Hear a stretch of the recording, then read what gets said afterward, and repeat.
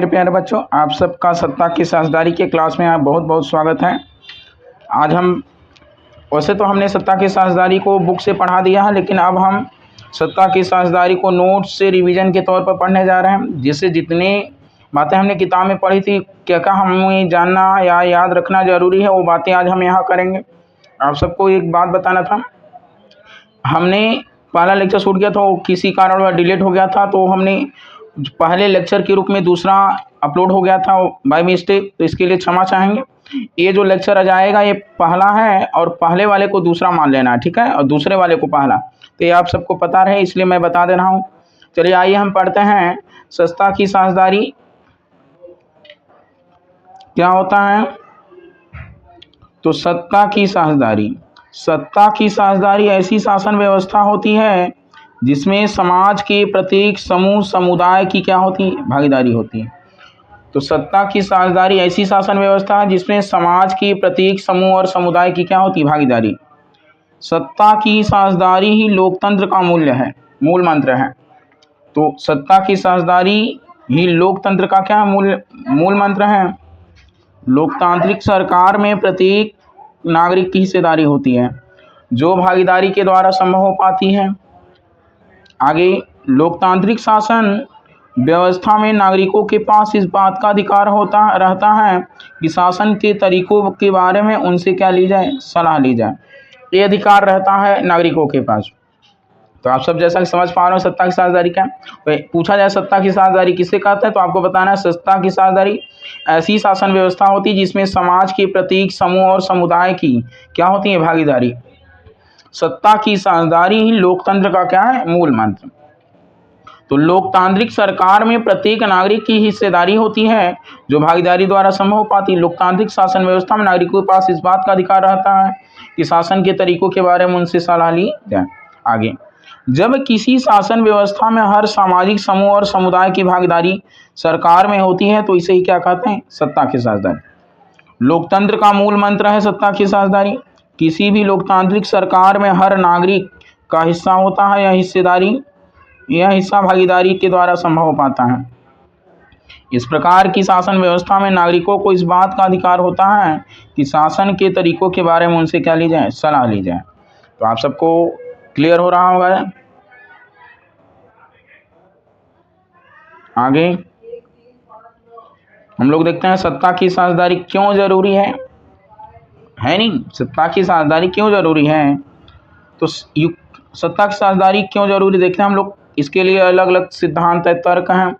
पहले हम युक्तिपरक तर्क क्या होता है, लाभ हानि का विचार करके जो तर्क किया जाएगा वो कौन सा तर्क होगा, डिसीजन लिया जाता है वो युक्तिपरक तर्क। तो ये क्या कहता है, विभिन्न सामाजिक समूहों के बीच टकराव का अंदेशा कम हो जाता है। ये किसका कहना है, युक्तिपरक का। अगला है राजनीतिक व्यवस्था के स्थायित्व के लिए अच्छा माना जाता है सत्ता की साझेदारी को। अगला हम नैतिक तर्क देख लेते हैं। तो सत्ता की साझेदारी लोकतंत्र की आत्मा है। सत्ता की साझेदारी लोकतंत्र की आत्मा। लोगों की भागीदारी आवश्यक है तथा लोग अपनी भागीदारी के माध्यम से जुड़े रहें। लोगों का अधिकार है कि उनसे सलाह ली जाए प्रशासन किस प्रकार हो। आगे हम देखते हैं, तो हमने पढ़ा जी जो सत्ता की साझेदारी है उसके लिए दो तर्क दिए गए हैं, एक युक्तिपरक तर्क और दूसरा नैतिक परक तर्क। आगे हम देखते हैं सत्ता की साझेदारी की आवश्यकता क्यों है। तो समाज में सौहार्द और शांति बनाए रखने के लिए सत्ता की साझेदारी आवश्यक है। बहुसंख्यक के आतंक से बचने के लिए, लोकतंत्र की आत्मा का सम्मान रखने के लिए, समाज में सौहार्द और शांति बनाए रखने के लिए सत्ता की साझेदारी जरूरी है। इससे विभिन्न सामाजिक समूहों में टकराव को कम करने में क्या मिलती है, मदद मिलती है। किसी भी समाज में बहुसंख्यक के आतंक का खतरा बना रहता है। बहुसंख्यक का आतंक न केवल अल्पसंख्यक समूह को तबाह करता है बल्कि स्वयं भी तबाह हो जाता है, तबाह करता है स्वयं को भी। सत्ता की साझेदारी के माध्यम से बहुसंख्यक के आतंक से क्या हो जा सकता है, बचा जा सकता है। यानी जो बहुसंख्यक में होते हैं यानी वो आतंक करते हैं, तो उस सत्ता की जब साझेदारी होगी तो उसके आतंक से हम लोग बच सकते हैं। लोगों की आवाज़ ही लोकतांत्रिक सरकार की नींव बनाती है। इसलिए यह कहा जा सकता है कि लोकतंत्र की आत्मा का सम्मान रखने के लिए सत्ता की साझेदारी जरूरी है। तो लोकतंत्र की आत्मा का सम्मान रखने के लिए सत्ता की साझेदारी क्यों जरूरी है? सत्ता की साझेदारी के दो कारण, एक है समझदारी भरा कारण, दूसरा है नैतिक कारण। सत्ता की समझदारी का भरा कारण है समाज में टकराव और बहुसंख्यक के आतंक को रोकना। सत्ता की साझेदारी का नैतिक कारण लोकतंत्र की आत्मा को अछूते बनाए रखना। ठीक है, आगे हम देखते हैं सत्ता की साझेदारी के रूप।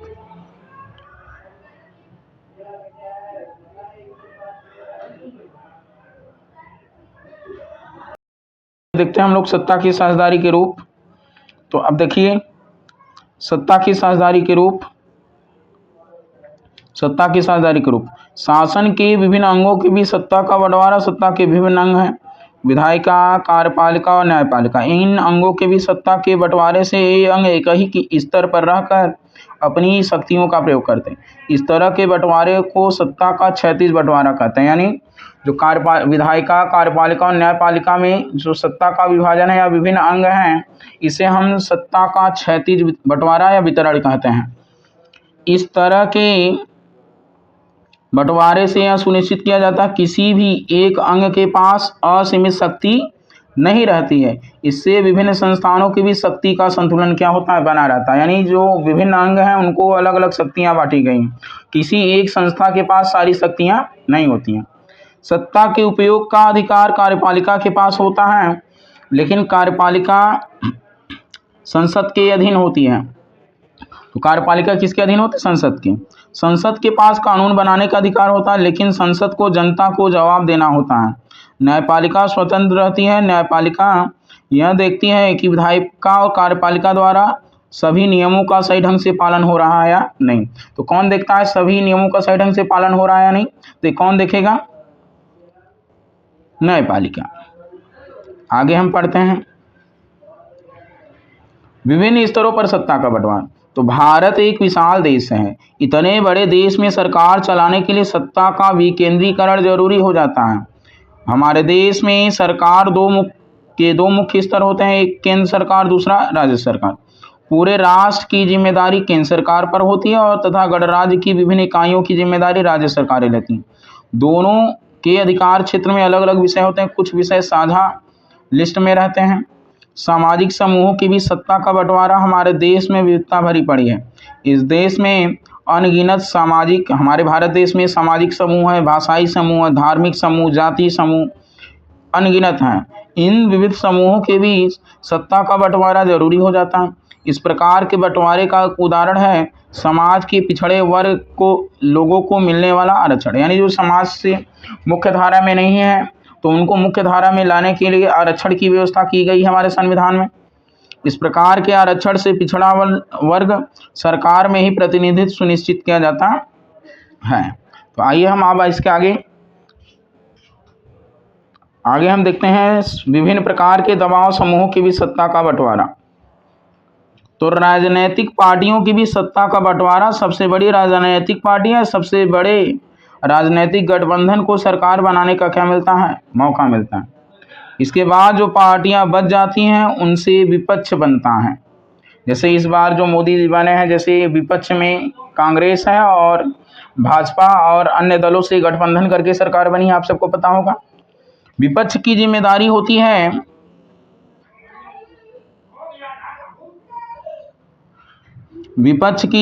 होती है यह सुनिश्चित करना कि सत्ताधारी पार्टी लोगों की इच्छा के अनुरूप काम करे। यानी विपक्ष ये देखता है कि जो सत्ता में पार्टी है, विपक्ष ये देखता है कि वो लोगों के अनुरूप काम कर रही है या नहीं। इसके अलावा कई तरह की कमेटियां बनती हैं जिनके अध्यक्ष और सदस्य अलग अलग पार्टियों से होते हैं। दबाव समूहों के बीच सत्ता का बंटवारा। एसोचैम, छात्र संगठन, मजदूर यूनियन आदि विभिन्न प्रकार के क्या हैं? दबाव समूह। सारा हमने सब प्रमुख शब्दावली वाले क्लास में कराया है। तो आप लोग जो लोग प्रमुख शब्दावली की क्लास नहीं देखा वो जरूर देख लें, आपका बिल्कुल कॉन्सेप्ट क्लियर होगा। वैसे मैंने किताब से डिटेल में इस चैप्टर को पढ़ा है, लेकिन जैसा कि मैंने बताया था अब आगे थोड़ा पेपर आने वाला है, समय का अभाव है, तो आपको मैं नोट से पढ़ाऊंगा और जितने भी प्रश्न होंगे, चाहे वो बहुविकल्पी के हो, चाहे लघु हो, दीर्घ हो, अति लघु, सारे हम कराएंगे। तो इसकी आप चिंता न करें, आपकी तैयारी एकदम परफेक्ट होगी। इन संगठनों के प्रतिनिधि कई नीति निर्धारक का हिस्सा बनते हैं। इनसे इन दबाव समूहों को सत्ता में साझेदारी मिलती है। सत्ता की साझेदारी के लाभ। सत्ता की साझेदारी लोकतंत्र का मूल मंत्र है, जिसके बिना प्रजातंत्र की कल्पना नहीं की जा सकती। यदि लोकतंत्र का मूल मंत्र हमने पढ़ा सत्ता की साझेदारी, और जिसके बिना हम प्रजातंत्र की कल्पना नहीं कर सकते हैं।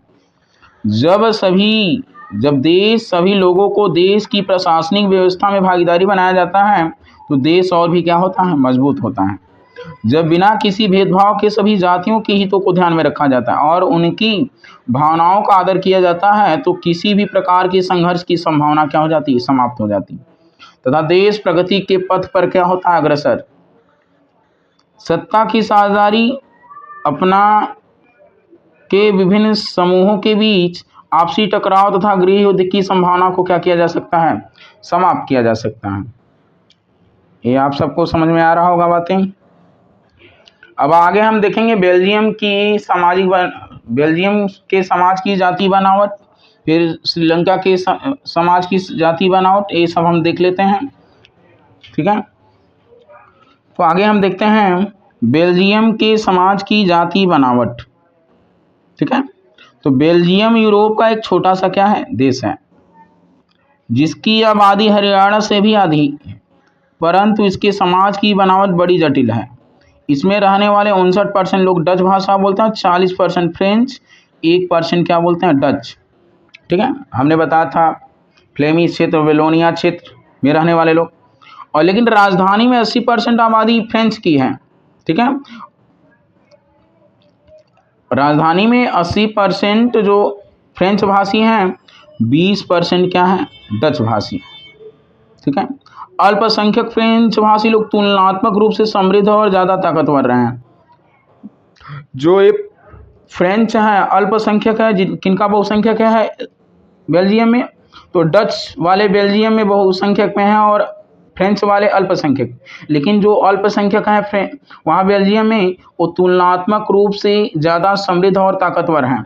वही जो आबादी में ज़्यादा हैं, यानी जिनकी बोलने वाले, यानी डच बोलने वाले ज़्यादा लोग हैं, लेकिन वो आर्थिक रूप से ज़्यादा ताकतवर नहीं हैं और वो समृद्ध भी नहीं हैं।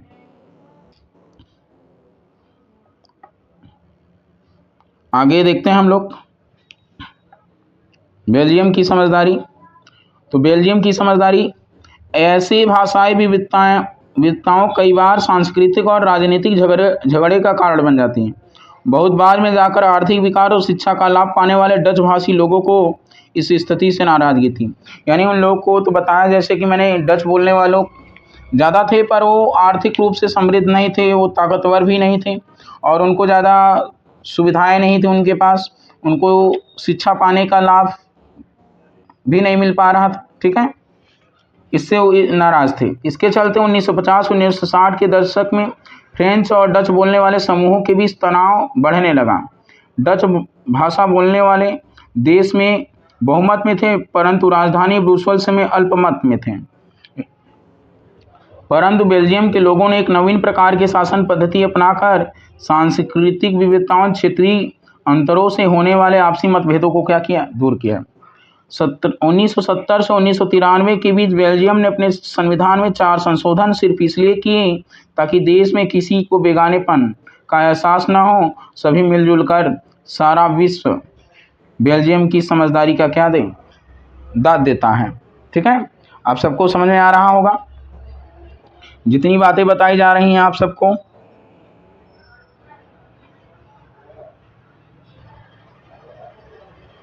आगे हम देखते हैं बेल्जियम में टकराव को रोकने के लिए उठाए गए कदम। तो बेल्जियम में टकराव को रोकने के लिए कौन कौन से कदम उठाए गए हैं, ज़रा हम लोग देखते हैं। तो केंद्र सरकार में डच व फ्रेंच भाषी मंत्रियों की संख्या समान रखना, यानी जो केंद्र सरकार थी तो उसमें जो डच और फ्रेंच बोलने वाले थे उनमें मंत्रियों की संख्या समान थी। केंद्र सरकार की अनेक शक्तियां देश के 2 इलाकों क्षेत्रीय सरकार को दे दी गई।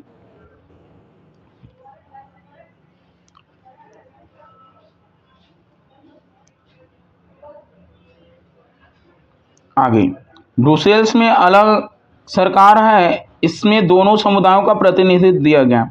सामुदायिक सरकार का निर्माण किया गया वहाँ पर। इसका चुनाव संबंधित भाषा लोगों द्वारा होता है।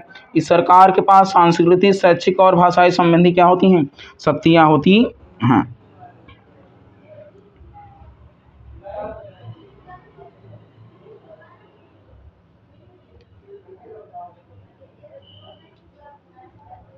ठीक है, ये हो गया। हमने पढ़ लिया बेल्जियम की सामाजिक बनावट, जाति बनावट। आगे हम पढ़ते हैं श्रीलंका की। तो श्रीलंका के समाज की जाति बनावट। श्रीलंका एक द्वीपीय देश है जो भारत के दक्षिणी तट से कुछ किलोमीटर की दूरी पर स्थित है। इसकी आबादी कोई 2 करोड़ के लगभग अर्थात हरियाणा के बराबर है। बेल्जियम की भांति यहाँ भी कई जाति समूहों के लोग रहते हैं। जैसे बेल्जियम में कई जाति समूहों के लोग रहते हैं, तो ऐसे यहाँ भी देश की आबादी का कोई 74% सिंहलियों का है, जबकि 18% लोग क्या हैं, तमिल हैं। तमिल भी 2 थे, एक श्रीलंकाई तमिल और एक भारतीय तमिल। बाकी अन्य छोटे छोटे जाति समूह जैसे ईसाइयों और मुसलमानों का है। ठीक है,